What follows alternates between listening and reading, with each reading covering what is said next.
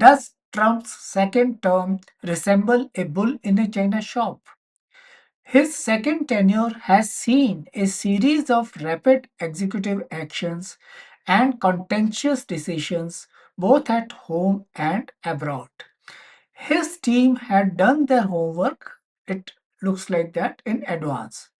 Without delay, he issued executive orders that froze federal spending, fired independent inspectors general, and issued many pardons. His actions have triggered considerable disapproval and bewilderment, primarily from Democrats. Trump is hardly facing a pushback from the Republic dominated Congress.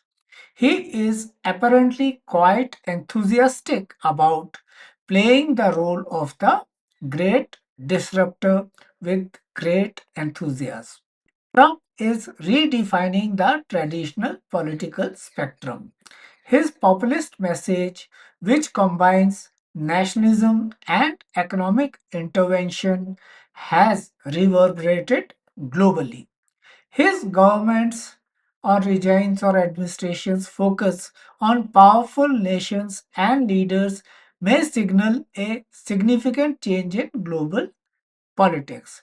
By emphasizing cultural battles and anti globalist beliefs, his policies may revolutionize America's domestic conservatism.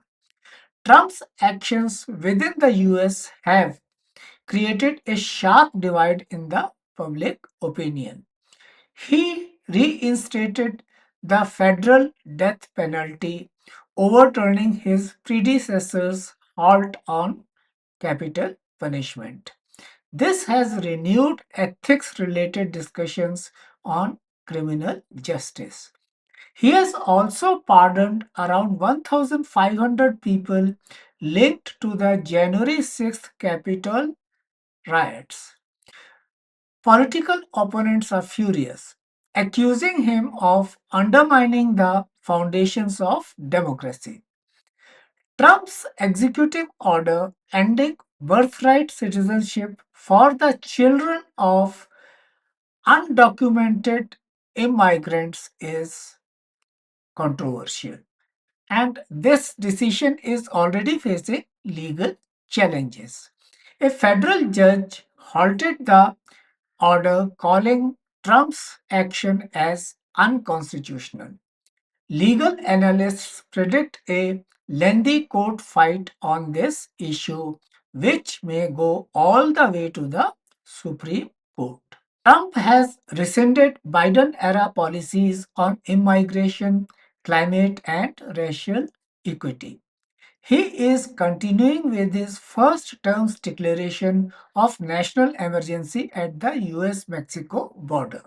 The goal is a faster construction of the border wall and more stringent enforcement of anti illegal immigration laws. He stopped accepting refugees, citing national security, and labeled some drug cartels as terrorists. The administration's orders for firing FBI agents is already being resisted from within the agency. Of course, there is a backlash now. In California, farm workers are failing to show up for work. Donald Trump's seismic political comeback threatens to rewrite the global rulebook. He is on track to overturn decades of conventions governing diplomacy, economics, and geopolitics. He prefers deal making diplomacy, which is already showing adverse effects on global cooperation. His actions might break up the current power system, speeding up a shift to a more fragmented world order. His ambitions of keeping the United States as the sole superpower may backfire. His focus on America First and bilateral agreements may undermine global organizations like the United Nations and the WTO. A multipolar world is inevitable as NATO and G7 weaken. This will open up the field for China, Russia, and India to become strong power centers in their own right. And this might cut down USA's stature. Trump has once again withdrawn from the Paris Agreement, claiming the latter as harmful to the US economy. The Biden administration had rejoined the PCA earlier.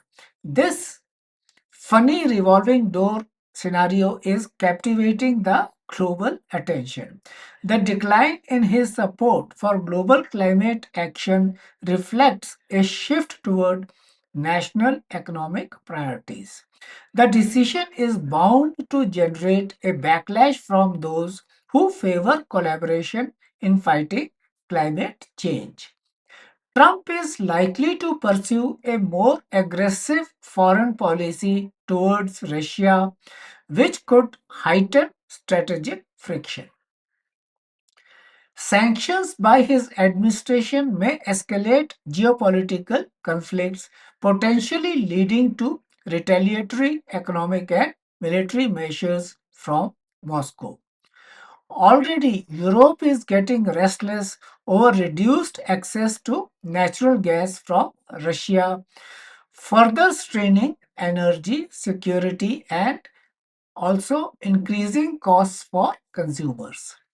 These actions are also harming Russia's financial system, with the ruble facing continued pressure and economic stagnation looming large on the Russian economy. This approach could worsen US Russia relations, potentially fueling a new Cold War like standoff. Trump is likely to favor short term US benefits over steadfast ideology, prioritizing transactional diplomacy. His administration might offer conditional support to Ukraine, which could prove unreliable in guaranteeing the sovereignty of Ukraine. He has previously criticized the scale of US military aid to Ukraine and may insist on Europe taking greater responsibility. Linking aid to political or economic demands could weaken long term support for Ukraine's fight against Russia, which will embolden Putin. This erratic policy undermines Western alliances and the anti Russia strategy, creating divisions within NATO. Furthermore, a weakened US stance may encourage Russia to expand its sphere of influence in Eastern Europe, worsening regional instability and increasing global security risks. The Trump administration might adopt assertive trade strategies. His first term prioritized tariffs on Chinese goods to counter perceived unfair trade practices. Higher tariffs on technology and manufacturing are a possibility under this Trump administration. He may offer Taiwan material backing, presenting it as a bulwark against Chinese expansion. This, despite the fact that Trump has cooled down anti China rhetoric and has made certain reconciliatory gestures. China may not take Trump's gestures seriously, given his pre election rhetoric and USA's consistent efforts to contain China's expanding global footprint from Panama to Africa to Middle East and Southeast Asia, even South Asia. There is a certain inevitability regarding a confrontation in the Asia Pacific region between the present superpower and the Wannabe. This has the potential to disrupt Southeast Asia's economy and politics. Strong actions from the United States against China may lead to the breakdown of current supply chains. Southeast Asian nations might have to choose alliances, disrupting ASEAN's economic objectives. It would be a global disaster if Taiwan becomes another Ukraine.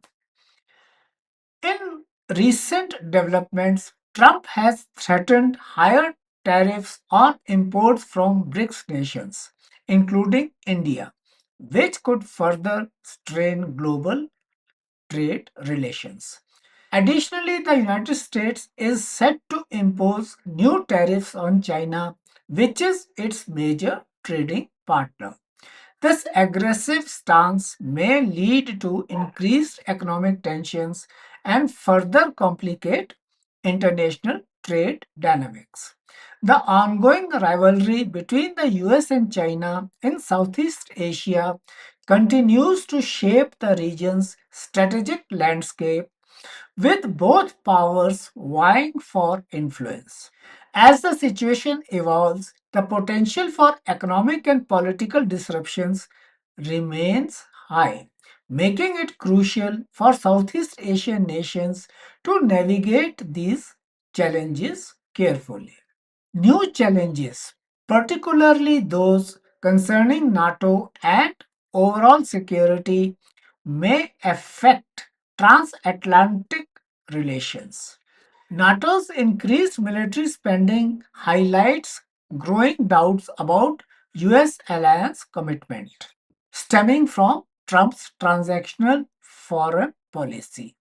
This could encourage European nations to bolster their strategic independence through initiatives like PESCO and the European Defence Fund, reshaping the power dynamics within the alliance. As you know, PESCO stands for Permanent Structured Cooperation, PESCO, which is a policy framework for defense and security cooperation among European Union member states. Economic and climate concerns could threaten the strength of transatlantic bonds. The possibility of trade conflicts may arise again involving digital services, taxes, car tariffs, and farming regulations. The United States and Europe's differing environmental ambitions were evident when Trump exited the Paris Agreement. Trump's consistent dismissal of climate diplomacy could impede collaborative efforts to tackle global issues such as energy transitions and technological advancements. Trump's comments about purchasing Greenland and annexing Canada have created tensions. It should actually create ridicule. Denmark's prime minister stated that Greenland is off the market and underlines that its sovereignty is absolute. While Nordic countries are contemplating a joint front against Trump's hegemonic tendencies, France is preparing to send troops to defend Greenland if required. Canada has rejected Trump's annexation remarks as disruptive. Prime Minister Justin Trudeau has affirmed that Canada becoming the 51st US state is not a possibility. Trump's emphasis on renegotiating trade deals and safeguarding American industries might rekindle tensions with Canada, especially concerning dairy tariffs and energy exports. In fact, Canada, that supplies 60% of USA's crude oil needs, is contemplating shifting to other markets where it hopes to get more lucrative deals. Is a trade war on the cards then? A possibility, since Mexico too is opposing Trump's domineering policies. Trump is implementing stricter immigration measures, escalating tensions across the Americas, both the continent, North America and South America. Increasing border security by adding more barriers and involving the military would be a key part of United States immigration policy. These policies, combined with harsh deportation tactics and stricter asylum rules, may worsen socioeconomic problems in Mexico, El Salvador, Guatemala, and Honduras, which rely on remittances from the United States. The resurfacing of Trump's threats to US to use tariffs against Mexico might strain their relationship. Unrest might escalate in the region, fueling hostility and triggering diplomatic tensions. Panama has expressed defiance against Trump's aggressive policies. Its rejection of the US threats to take control of the canal cites its own ownership and not a US gift. Panama has filed a formal complaint with the United Nations about Trump's threats. It has cited the UN Charter's rule against using force or threats to undermine a state's independence or territorial integrity. Trump's strong opposition to leftist administrations and limiting immigration might escalate tensions with nations such as Bolivia and Nicaragua. His approach to governance and democracy may overlook the long standing United States backing of democratic principles and human rights. By supporting leaders who benefit the United States irrespective of their democratic credentials, the government could strengthen regional dictators or dictatorships. This strategy has the potential to harm democratic movements and civil society groups in regions like Venezuela, Nicaragua, and Brazil, where democracy is not yet stable. It's quite fragile in in most of the Latin American countries. And Latin American countries could shift their allegiance to China and Russia if the United States de emphasizes human rights, leading to a credibility crisis. Trump is likely to maintain a strong stance in favor of Israel. This may lead to increased Israeli control of the contested zones. This decision would be similar to Trump's recognition of Jerusalem as and the Golan Heights as Israeli territory. Stronger US backed Abraham Accords could further isolate the Palestinians by improving Israel's relationships with Arab nations. Strengthening defense and technology partnerships with Israel, the Trump administration might enhance joint research efforts in cybersecurity, artificial intelligence, and advanced military technology. A harder line on Iran, sustained sanctions, and increased diplomatic isolation may be part of Trump's Middle East strategy. Since Iran is going all out to increase uranium enrichment, the American attempts to restrain its nuclear program may worsen the tensions over there. And since Iran is a regional power in its own right, it will not brook Trump's efforts to thwart its geostrategic aspirations. The United States may select a strategy of selective engagement. It may support allies like Saudi Arabia and the UAE while neglecting or even intimidating unfriendly countries. India faces a challenging situation with Donald Trump's re election. The Trump administration's efforts to counter China's spreading influence in the Indo Pacific region serve India's regional interests. Of course, this is well known. But this strategy centers on the Quad alliance comprising India, United States, Australia, and Japan. that may bolster India's defense and security. However, economic relations present challenges. There will be a growing pressure on India to quit the BRICS. Trump has called for trade rebalancing, criticizing India's high tariffs and referring to it as the king of tariffs.